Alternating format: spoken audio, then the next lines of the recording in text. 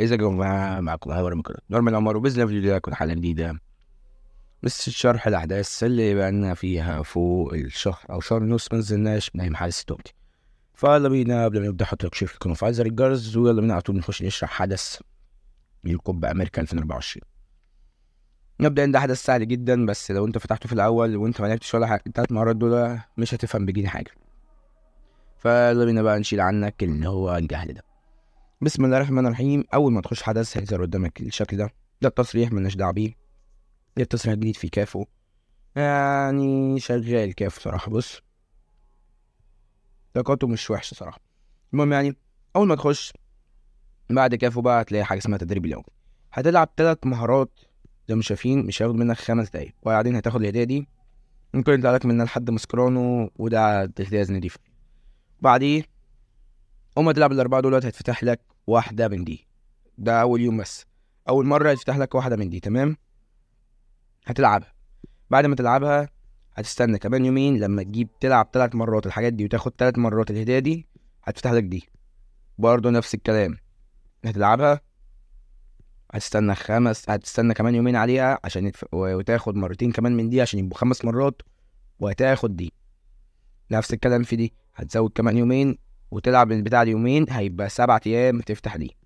لو انت مش فاهم فاهمها لك ببساطة شديدة جدا. العب الحاجات دي كل يوم واستلم الهدية دي، يتفتح لك الحاجة دي بس. أول ما تلعب الحاجة دي بقى هتفتح لك الأول واحدة هتلعبها تفتح لك دي. هتاخد هدية هتاخد الهدية دي مش شبه هي الهدية الشخصية. تاني حاجة هتلعب دي هتفتح لك الهدية دي نفس الكلام. تلعب الهدية دي هتلعب دي هتفتح لك الهدية دي. وفي الآخر هتلعب الأخيرة اللي بعد 7 أيام هتفتح لك آخر هدية واللي هو لاعب زي 90. بس يا جماعة بسيطة جدا، تمام؟ بسيطة جدا جدا جدا. وبعدين بقى دور المجموعات ودور ربع والمواجهة. بقى قسم المواجهة هتلاقي حاجة اسمها دور ربع المجموعات، دور الربع النهائي ونصف النهائي والنهائي. ده كل اللي عليك. هتخش تتكة هنا لسه دور المجموعات هيتفتح، هيتم التحرير في 20 يونيو، هنا هيتم التحرير في 4 يوليو. أول ما يتم التحرير بتاع 20 يونيو هتتكة استحواذ، يكتب لك تمن استحواذ، هتراهن على لاعب من دول بس. زي ما شايفين هتراهن بس على لاعب من دول.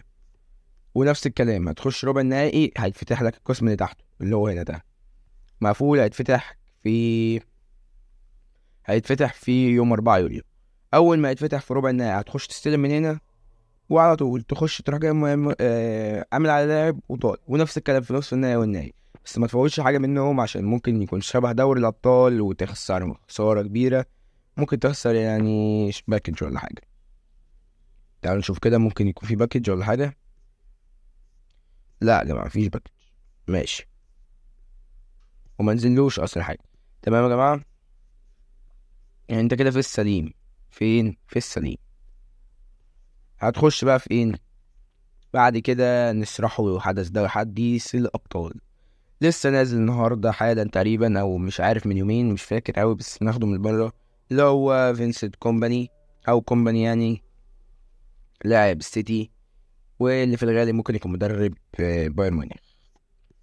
هو سهل جدا، عبارة عن ان انت تلعب المهارات دي كل يوم والحاجات دي، وتيجي هنا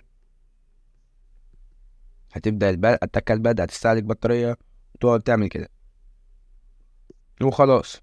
بس حرفيا أكمل الرحلة البحرية اليومية في سكيل الكابتن 1 مرة. الرحلة البحرية اللي هي دي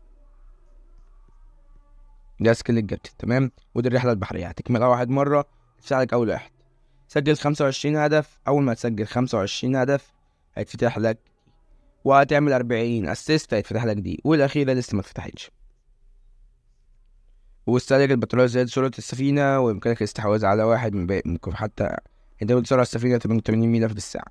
لما تخلي البتاع دي توصل 88 ميل اللي هو الأخير خالص، اللي هو 88 ميل زي ما انتم شايفين كده، هيتفتح لك اللي انت تختار واحد من ال3 دول، وانت تختار بقى. أبسط من كده مفيش، تمام؟ يعني ببساطة تقعد تلعب كل يوم الحاجات دي، هتاخد منها بطارية اللي هو عملة البطارية. البطارية دي هتروح جاي رايح هنا مستهلكة.